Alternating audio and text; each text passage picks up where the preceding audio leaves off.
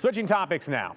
Coming out of the dark days of COVID, it was a real reset for many in terms of health coverage and plans.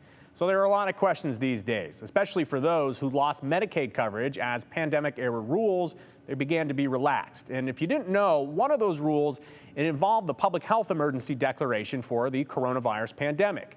As a result, states like Idaho, they were forbidden from kicking people off of Medicaid because their income or other eligibility criteria had changed during the pandemic. But those COVID-era rules are now over, so some people found themselves needing new health insurance. This Sunday morning on Viewpoint, I chat with Your Health Idaho Executive Director Pat Kelly, and they're working to help those needing coverage before the enrollment period ends. Hard deadline in December. And for those wondering about making the switch from Medicaid to a new platform, I asked about how care and coverage compare. First place to start, filling out the easy application on this website. So the nice thing about Your Health Idaho is our application, once you submit that application, you find out your answer in mere minutes. So you'll know your tax credit right then and there, and you can go immediately in to shopping for plans.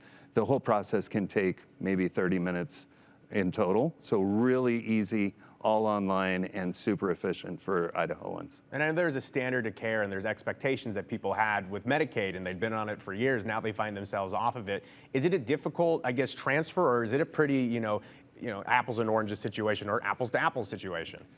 Well, I think it's probably apples to oranges. It is different coverage, but the important thing is if you have a particular provider that you worked with while on Medicaid, you can make sure that provider is in network with the plan you choose with Your Health Idaho.